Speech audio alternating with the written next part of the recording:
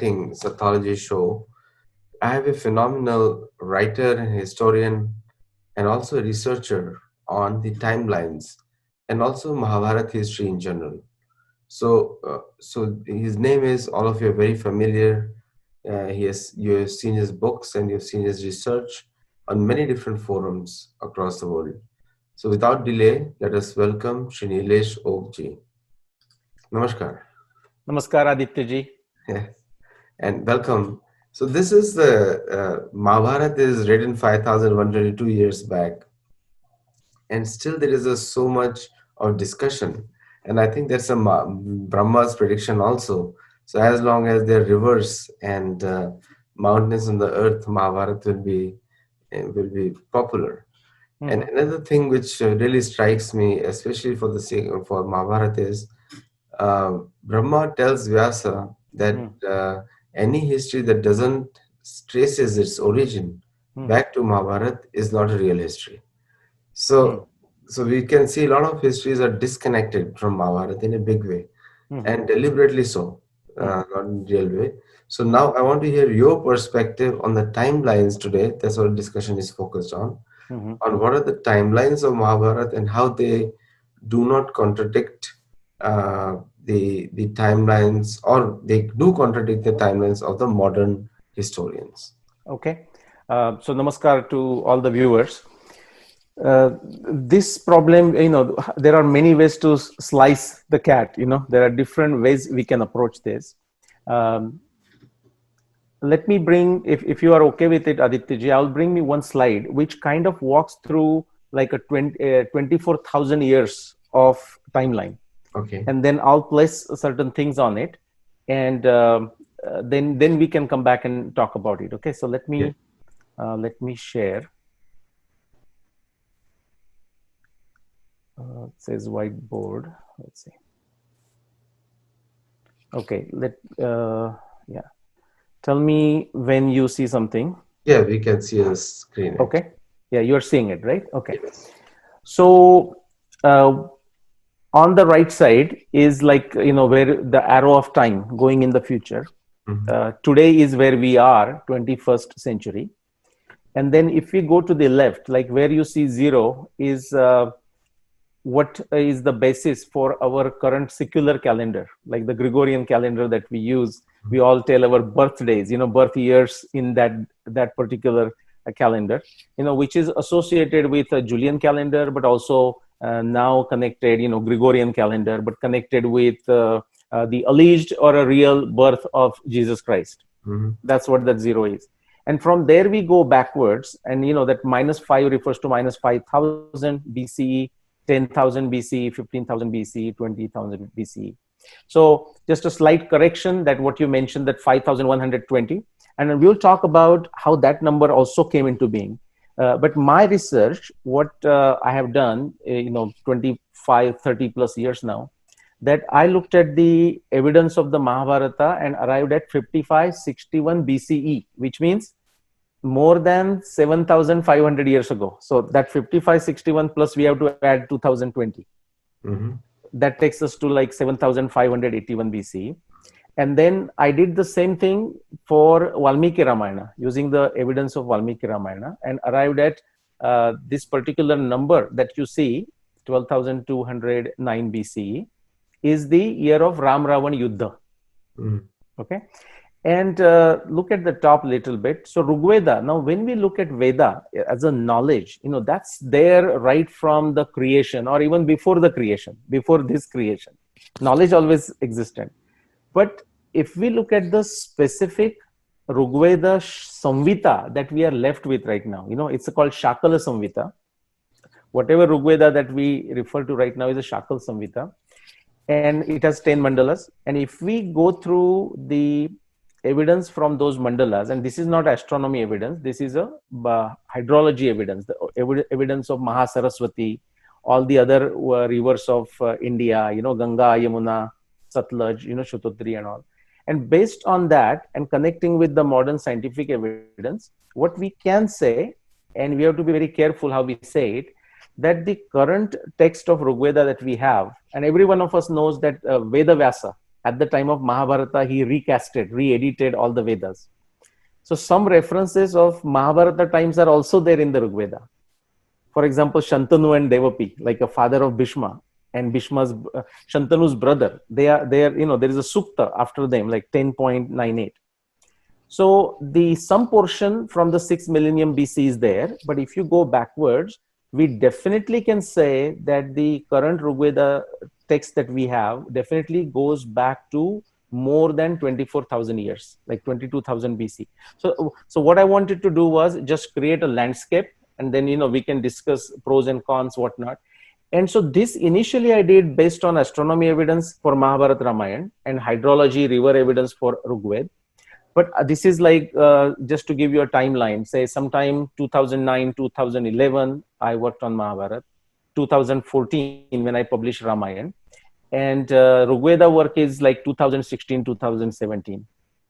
And so now these claims are supported, like corroborated by, you just name it, 1,000. I just, for a simple reason, I put 1,000 plus empirical objectively testable evidence from multiple domains of science. So that's just my quick speech, and I'll stop and I'll let you let you take over.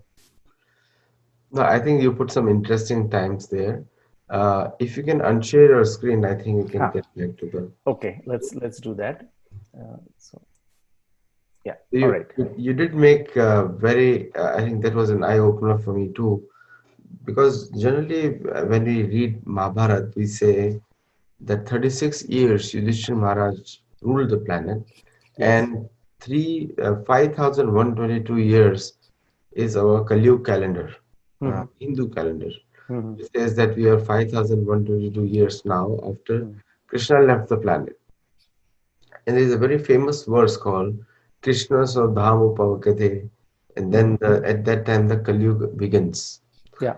And so if you calculate from there, and 36 years before the Mahabharat war ended, so it comes out to 5138 years, or 5122, which is 36 more, 36 less, or something. So that becomes the age of Mahabharata. Mahabharata war. Yeah. But what you have given Right. is almost 600 years back. You took it further. Actually, 2,500 years back. 2,500 years back. Yes. You took it actually 2,500 years back. So Right. what is the reason for that? No, that's a great question. So what we have, for example, the wonderful verse that you quoted partially, and that's good enough. That comes from Bhagavad Puran. Correct. Okay, Bhagavad Puran, the 12th skanda. Yes, that's right. It also there in some modified form in Vishnu Purana also. Vishnu Purana also, right. Puran also, right? And what that verse says, without going into the Sanskrit, what that verse says is when Krishna left the planet, Swadhama, he went to his, Swadhama, he went. Yeah. Now this is very important after that. That's when the Kali Yuga began. So far, so good. But the last line it says, Puravida, Prahu Puravida. So this is the opinion of history experts, Puravida. Correct. Okay, this is the opinion. Remember that part. That's very, very important, and that is what causes the confusion. Also, the 3102 BCE that we use as a beginning of a calendar, like the calendar that we have. And that is true, because not only the calendar that we have today, but even if you go back like 1500 years ago, there are calendars that are found in Thailand and whatnot, and they were taken to Europe for additional study. These are Indian calendars used in Thailand, and they also have a reference point as a 3102 BC. So far so good. However, again the confusion is that 3102 BCE, which is a reference used for a calendar, just like right now Gregorian calendar uses 0, like Jesus, supposedly alleged birth of Jesus. That's right. Similarly, that 3102 BCE was misunderstood to be the beginning of Kali Yuga, because it was the beginning of a yuga for a calendar purposes. Like there is a Shali Vahan Shaka, that's another beginning of a yuga. Vikram Samvat, that's the beginning of a yuga. Or Yudhishthir, that's the beginning of a yuga. Krishna is a Yuga Purush, right? So what happens is, anytime, Yuga simply means a certain interval of time. And so let's finish that Yuga business for a minute. Now, what you find in the Indian literature, ancient Indian narratives, there are 30, 40 plus different definitions of Yuga. The Mahabharata text itself has 5 definitions, actually 6, and they don't agree with each other. But what happened is, see, I mean, I'm sure you are very familiar with Kali Yuga as a 432,000, then Yes. twice that is a Dwapar Yuga. Do you know where it comes from? It comes from one of these 40 definitions of a Yuga. Mm. And for whatever reason, someone decided to stick with them. Actually, it has an astronomy basis. We will not go into that today. Astronomy meaning purely astronomy basis. Mhm. But that was somewhere misunderstood. Like some big number, it was misunderstood to mean that is the time of a Kali Yuga. So we have to, for a minute at least, we have to go away from the 3102 BCE, because if you try going down deeper down to look for where this 3102 came from, you don't find any evidence other than, of course, the Panchanga reference. Obviously, the problem of the missing years Mhm. is actually coming from this source. The Mhm. minute Krishna left the planet, and when you say these many years are missing, is actually Mhm. coming from this misunderstanding. That is correct. That is correct. And so then 36 years is correct, by the way. So 36 year, I mean, I'm not saying 3102 is wrong, Mhm. but we are taking one reference from here, another reference from there, and then the khichdi, it becomes like a khichdi. Huh? And the same thing has happened, like just before we began, we referred to why there are so much confusion, right? For example, so some people like these modern academia, they they convinced us almost, is that Ramayana is even after Mahabharata. Now any Indian, I've heard with, that too. yeah, with a very basic common sense will say what nonsense, right? But that is what they pushed on us. And do you know what kind of arguments they use? Again, I don't want to go there, but as simple as, for example, in Valmiki Ramayana, sometime the word Buddha will come, Mhm. right? And they'll say, look, the Gautam Buddha is mentioned here.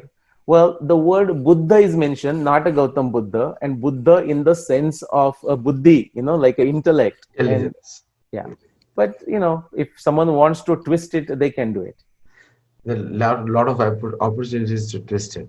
Mhm. But so when we are defining the identity of the followers of the Vedic culture, especially in the West, you have been living here for a long time. Mhm. And in the West, our biggest attack comes from academic circles and Mhm. also the leftist media, which has actually written off Hindus altogether from any discussion, whether it is political or academic or anywhere else. So the problem is not with them. I would say always the problem is with us because we are not forcefully standing up with our own research Mhm. in a solid way. Correct. So, so this discussion on timelines becomes very important because if we do that, then we actually say that actually we are Sattology and you are mythology, or we are correcting ourselves and this is the date. Not that they have less conflicts amongst themselves.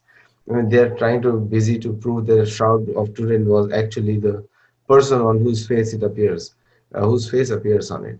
So, how do we resolve this issue of dates as Okay. per your methodology? Okay, very good. So as the name of your whole initiative, Sattology, means the Satya, comes from Satya, right? Okay. Yeah. So for Actually, example, Satya comes from Sat. Satya, yeah, of course, Sat Sat is the comes from, root yeah, dhatu of right, Satya. Yes. right. So Sat is what? As is, what is, right? It is what is. Yes. So if that's what we have to establish, we don't have to worry. I mean, we should be aware in a strategic play the very divisive role played by the academia. Yes. But if we establish the Sat, whatever the myth that they're hanging on to, it just melts like Exactly. ice, That's the whole point. So yeah, so these are not two separate steps. For example, my good analogy is, let's say you go inside a cave. There is a complete darkness there for thousands of years, right? That's right. And then you happen to discover the cave, go inside, and you lit a lamp. Okay, so immediately there is going to be a light, but the removal of darkness and lighting the cave are not two different steps. It is just a one step. You just lit the light, the darkness will just go away. So in the context of, and I'm glad you understand many people do now, and I really like that. They understand the critical importance of this timeline because it provides the context for understanding all other aspects of our civilization, right from the philosophy, darshanas, bhakti, the yoga, how their development took place, and all of that, right? So if I may, with your permission, I'll share a screen again. Okay, Yes, please. Please go. let me just show you.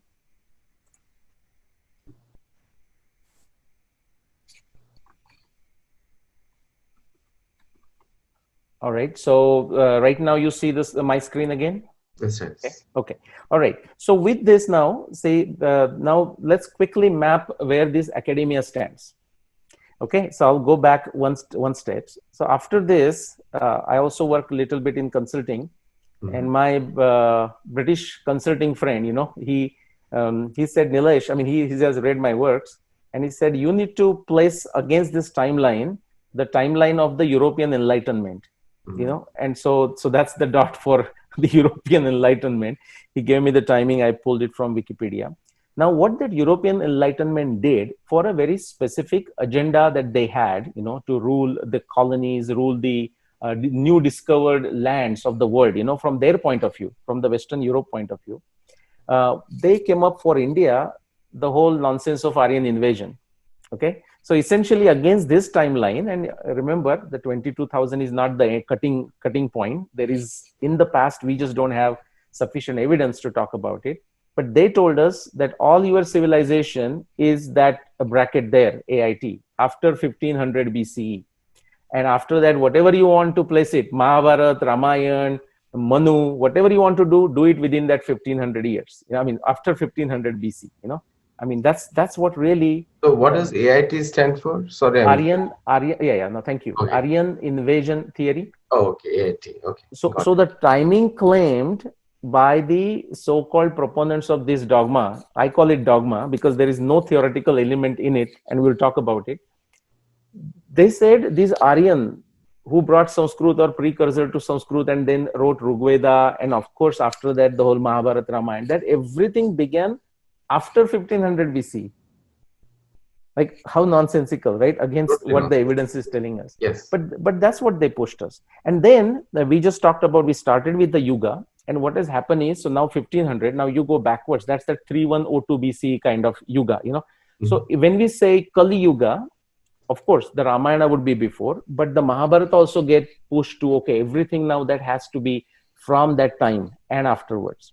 Yes. But you'll find that's also very arbitrary. And because maybe influence of these two things, or I don't know what influenced them, but many of our, even a pro-India researchers, you will find, pro-Dharma researchers, they're also stuck into like 8000 BC.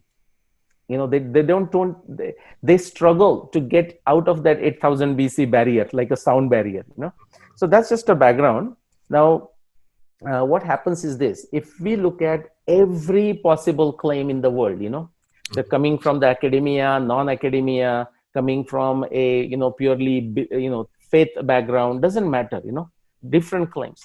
We can take all of them and place it into this particular matrix, So I call it grains and chaff separation matrix. So you have everything, all claim coming together. So what happens is, any claim, whether it is for Mahabharat, Ramayana, Rigveda, Bhagavad Puran, whatever, any other event like Shushruta, what we ask two questions. We say, are you taking into account all the evidence, or are you taking into account some arbitrary and selective evidence? Because that's what the academia has done, by the way. They are looking at arbitrary and selective evidence, only that evidence that supports whatever their agenda is. Okay. Yes. But the logical view, the darshana view, Nyaya darshana view, will tell us that we must look at all relevant evidence. So that splits into two. There is another axis of testability, which is what comes from modern science. That's what people think. And it comes from modern science. Modern science has done amazing things with that. But also important to know that it originally comes from our Shad Darshanas, which is there in Bhagavad Gita, for example, Sankhya and Yoga and all that, but also Vaisheshika, Nyaya, Purvamimamsa, Vedanta and all that. Okay. So immediately it puts into four categories. And if you look at the Western framework, it is binary, true or false. So again, back to the name of your program, right? Either it's a sat or it's a myth. Huh? But, Yeah. yeah. Whereas in the Indian logic system, it's a Chatushkoti logic. What you see on the screen, both true and false, neither true and false, true or false. And so I'll go fast through this. So these are, we can take any of these claims and put it into those four different buckets, and our goal, of course, is to get towards the sat, from all these areas. But you mentioned some of the things, such as, somebody may believe in this, another person may believe in this. Like, what can While happen is, this, yeah, go if ahead. you hold on here, Nileshji, Yeah. 1 second. So there is, when you say Chatushkoti Nyaya, Hmm. you Hmm. already mentioned here, but and there is Gaja with 4 teeth as well. Huh. So when Hanumanji Yes. reaches Lanka and he Hmm. gives a evidence on that he Hmm. saw the elephants with 4 teeth, Yeah. and when you look at the historian version of the existence of those kind of elephants on Earth, which is roughly around 1.6 to 2 million years back, Earth Correct. years back. Correct. So I just want you to just add that. If you add this, then add that as well. Yes, yes. I will do that. And in fact, I don't know if we'll have a time today to talk of Ramayana, but I'll mention to the four tusked elephants, for Yes, example. yes, yes. Actually, Um, yes, yes. I think we should do a separate topic on that, yeah, Ramayana. yeah. We will do separate topic. Just Separate. quickly to answer your point, what you said is absolutely correct. That they did exist millions of years ago, and so on. What many people may not be aware, and I don't know if you are aware, that those four tusked elephants or elephant-like creatures, they're called Gompothere in a modern terminology. That's right. They existed even as late as 9000 BC.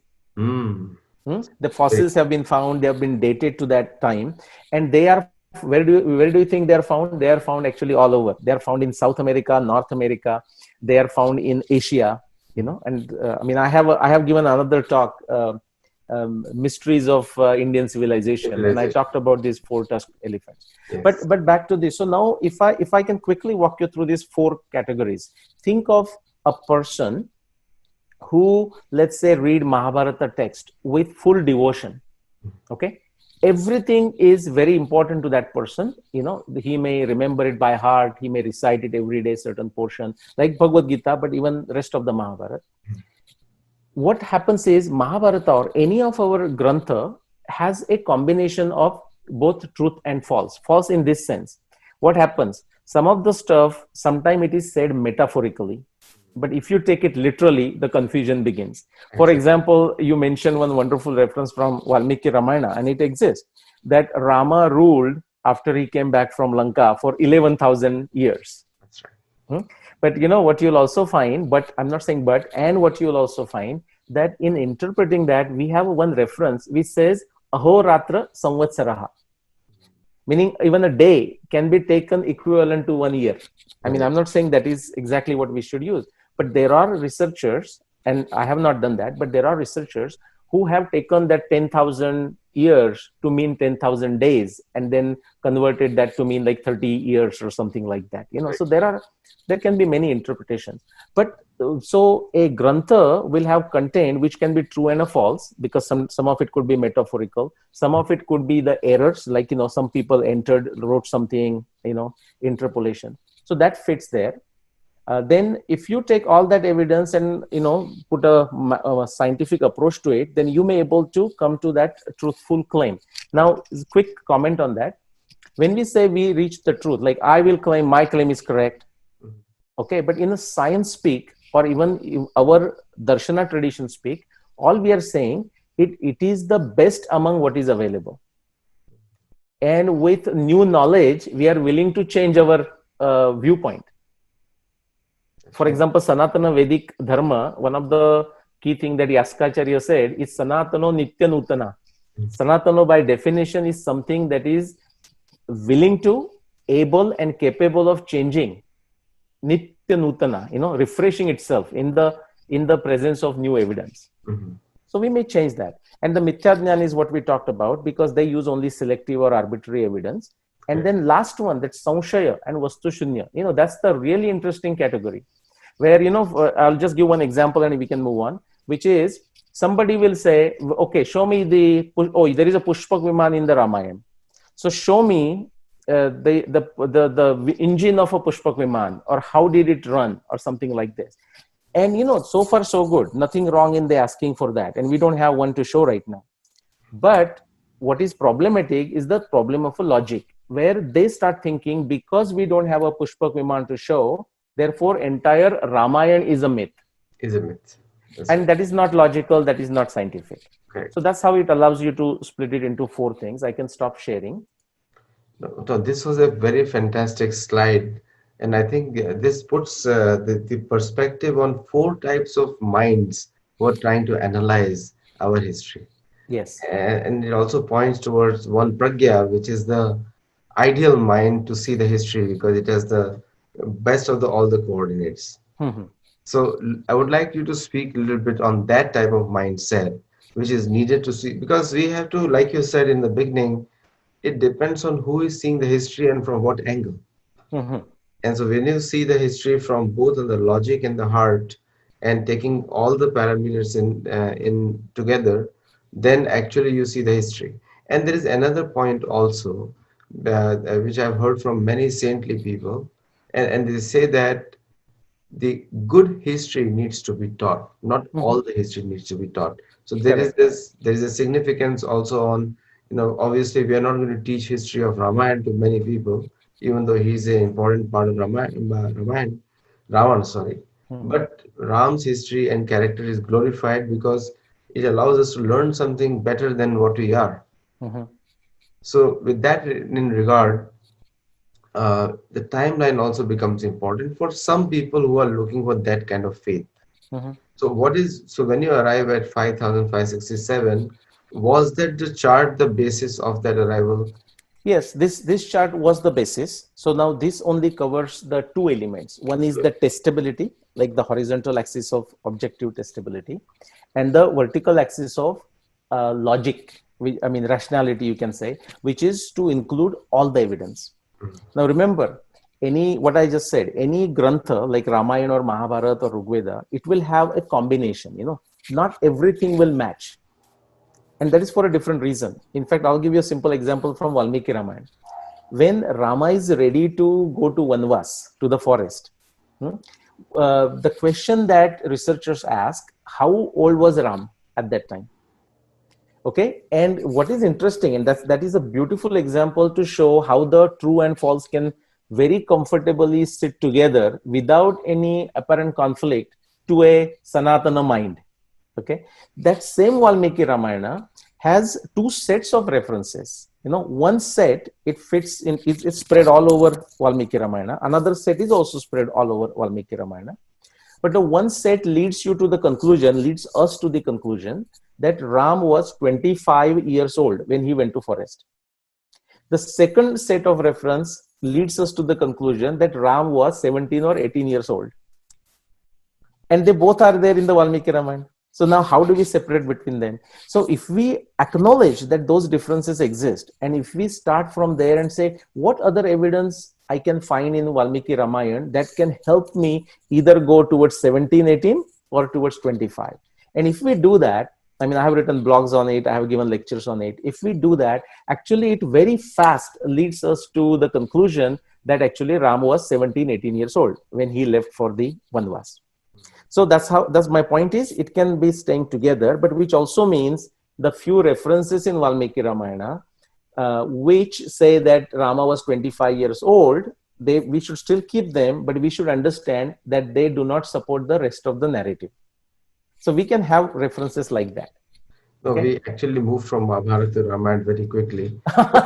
My apologies. Yes. Yes. No, But, we go but we'll ahead. do Yeah. a separate session on that. Yeah. Now coming back to Mahabharata, Hmm. sorry about that. So Krishna is very vividly mentioned in Mahabharata. Krishna lived on this planet for 125 years, Correct.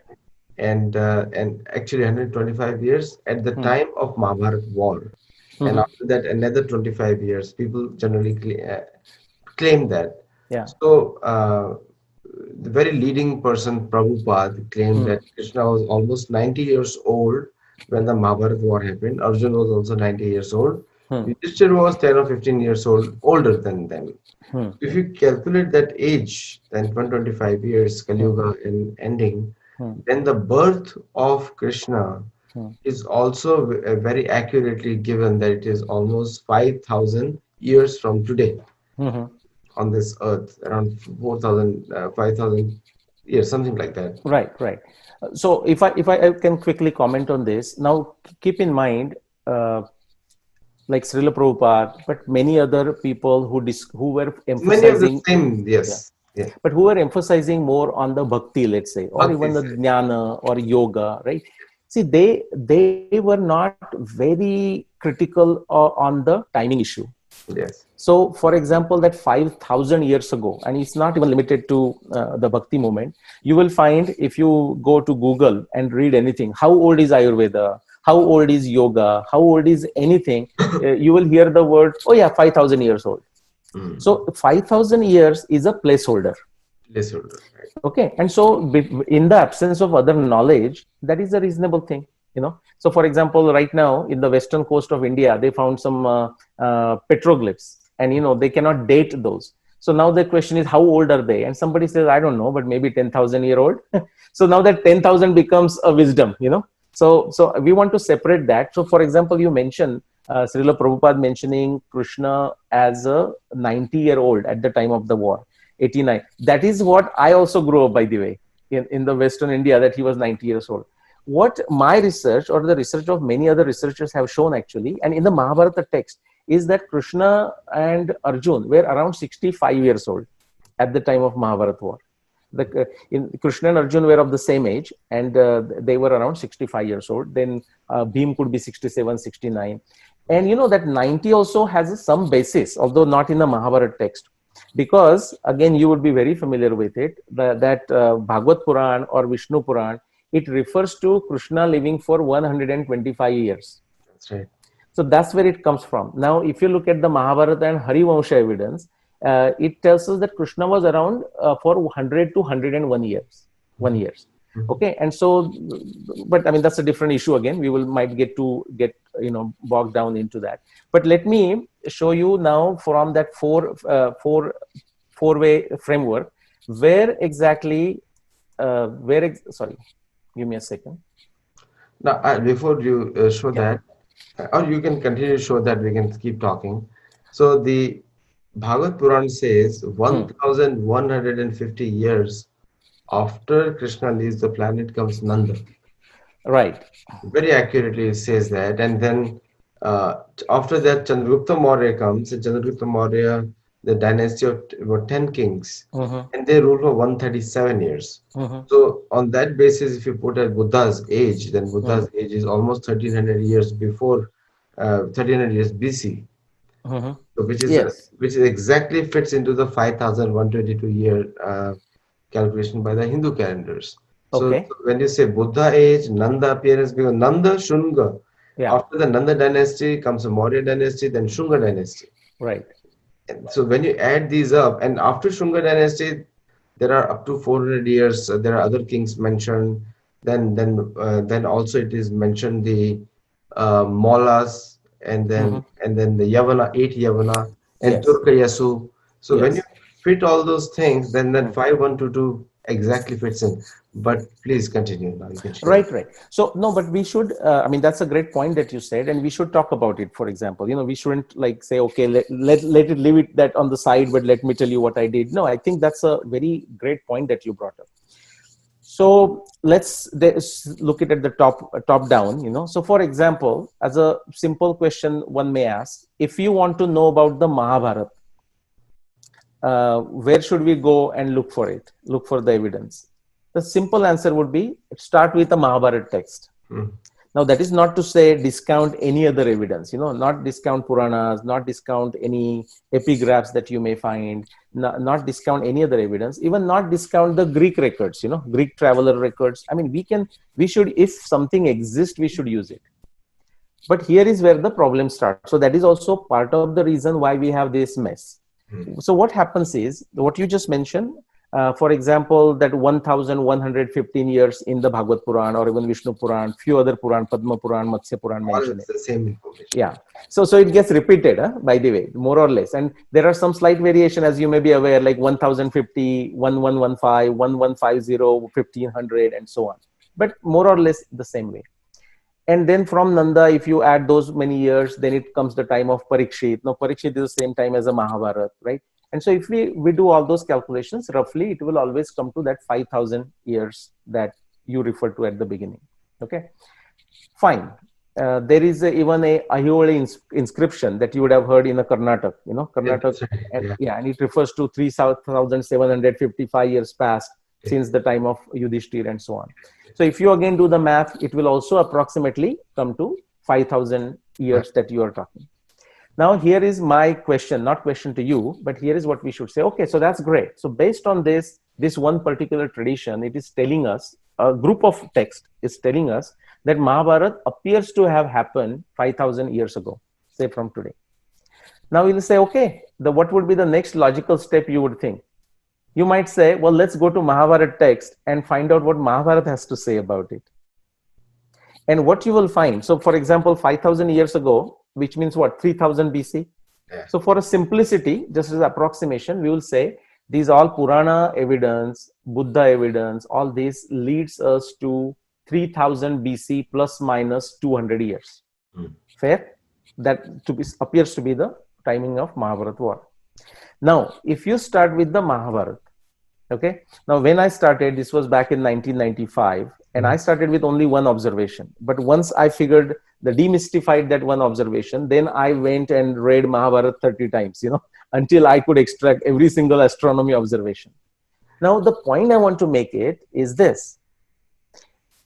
Not even a single observations from the Mahabharat text, astronomy, or a hydrology like a river evidence or any other evidence will bring you anywhere to 3000 BCE plus minus 1000 years.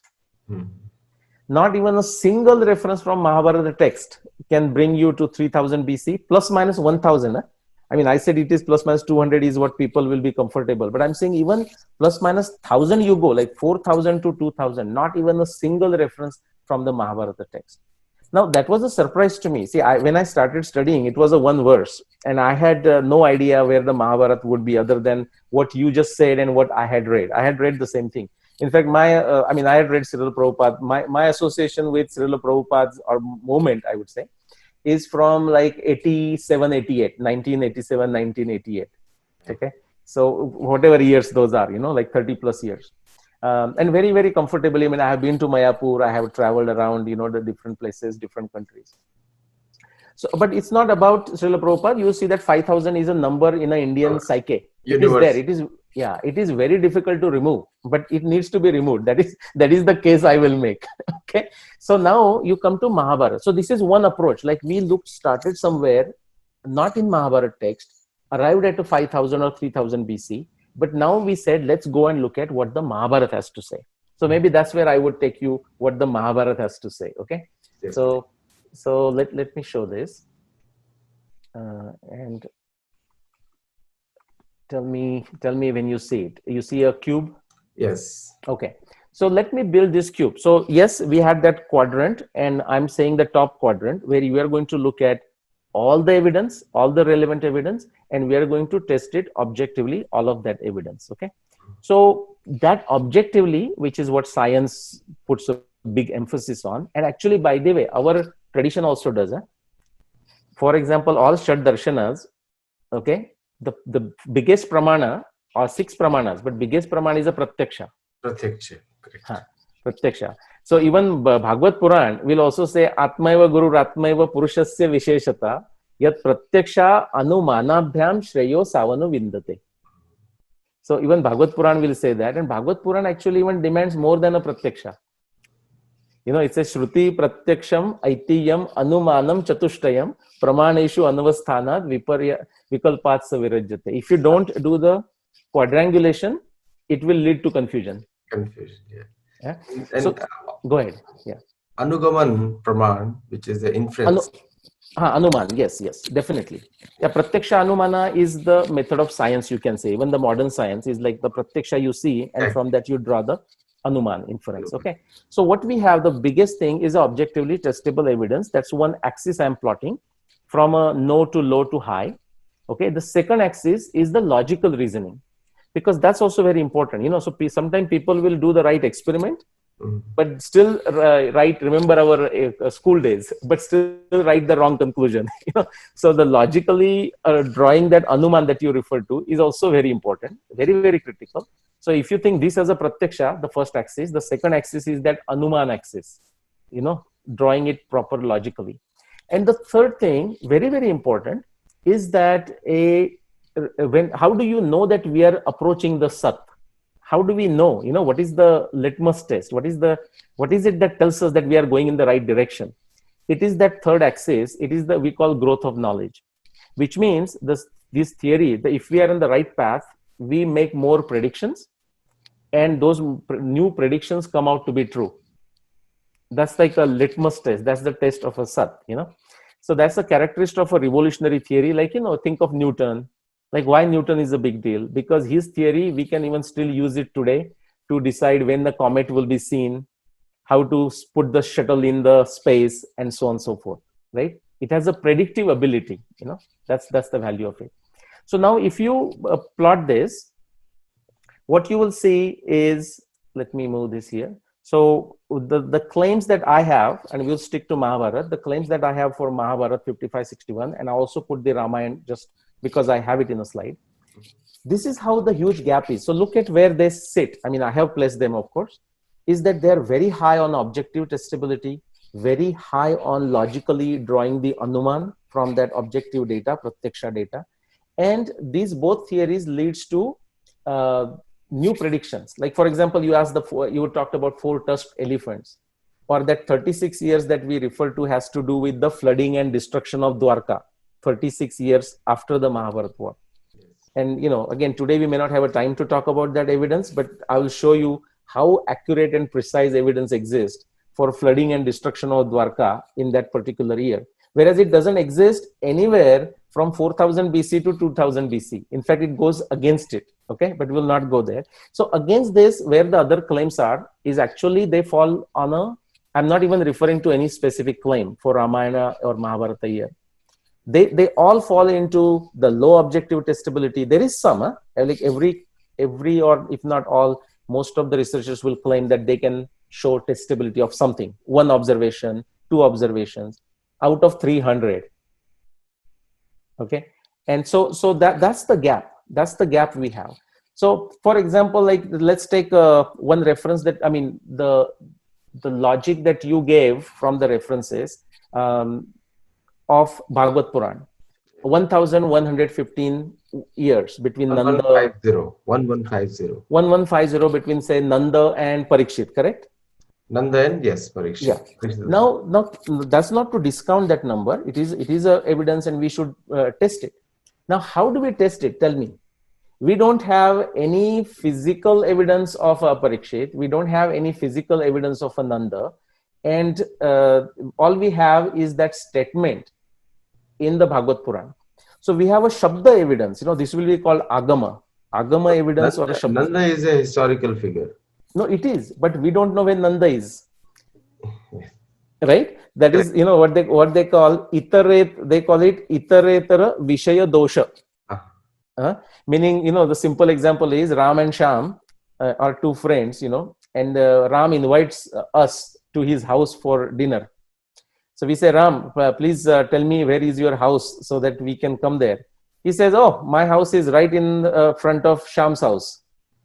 And yeah. so we ask him, Sham, where is Sham's house? He says, it's right in front of my house. Yes, It's exactly. a relative information, and that doesn't allow us to get to the absolute chronology. That is the challenge of some of that evidence. Actually, if you look at the Chandragupta Maurya, Mhm. not the Greek reference. Greek Mm. reference is Sandicotus, but that I can easily question that, because Greeks were trying to build their identity, and they met another Maurya dynasty person, or someone who claimed to be a Maurya, and called it Sandicotus, which is a Mm. completely different story. Hmm. But the Chandragupta Maurya that we are talking about, where Chanakya came, Mhm. is that Chandragupta Maurya, and that is very clearly mentioned that after the demise, or after the Krishna left the planet, 1,150 years Nanda came. His family ruled for 100 years. Then he was overthrown by a Brahmana, uh, and then Chandragupta Maurya became the king. That is very clearly mentioned. Mhm. And Chandragupta Maurya is a historical figure, even in the real sense of the word. There are multiple histories. The timelines are what we all questioning. That when Yes. did that history exactly happened? Because Buddha's Correct. appearance is also questioned there, because Buddha is very clearly mentioned to be the first avatara in Kali Yuga. Mhm. And so when you say Buddha's appearance, we talk about, then it is a Vishnu, according to Bhagavad Puran, is Vishnu avatar, again Shabda Praman. Right. And so there's a Shabda Praman and Pratyaksha Praman and Anuman Praman. These are three Praman we have. So the Shabda Praman again. So we are trying to see the Praman on the basis of Shabda we are coming out from it. So Mhm. please enlighten us. Thank you. Right. So no, great point again. So what we have in Bhagavad Puran is, just take Bhagavad Puran for a reference, is a Shabda Praman. So we will have a reference of a Nanda, we have a reference of a Parikshit, and a time period between them, that 1150 years. Okay. So all of them are Shabda Praman. I mean, do you agree? Do you rather understand that this is not a Pratyaksha Praman? That's right. Okay. This is a Shabda Praman. Now, what could be the Anuman Praman? For example, if it says Nanda, before Nanda, 1150 years ago, Parikshit was there. And then we know that Parikshit is the same time as Mahabharata, plus minus 100 years, right? Plus 100 years there. Parikshit, 60-year-old, right? Now, we drawing that conclusion that therefore the Mahabharat war must be like a 60 years before, or some 60 years before Parikshit, I mean, before that date, is a Anuman. So we are using Anuman, but we are using Shabda. But what is lacking is a Pratyaksha. Okay. And today I don't have a slides, but maybe in another time I'll show you one, I mean, not one, many good examples of Pratyaksha. So I for, think, yeah, go yeah, ahead. I think today we have reached a very good point today. At Hmm. least we have made a lot of progress. We can do a second session of the same Mahabharat timelines sometime again. Let us, because this discussion is, I think you have made it very scientific and very analytical, and it's really interesting for me personally. And we will continue in a second part of the same series, and after that we can continue with Ramayana. Yeah. So viewers, so first of all, very grateful to you, Nilesh Oakji. Well, thank You're you. extremely Thank you for, famous and you've done excellent research. And sometime next week we'll go live with our audience on the sure. second part of the same series. Sure, sure. Okay. That Thank sounds you. very good, and thank you for inviting me. We will have these ongoing conversations when Ongoing, yes, ongoing yes. conversations. Yeah. Thank you. Thank Namaskar. you again. Namaskar. Thank you. Namaskar.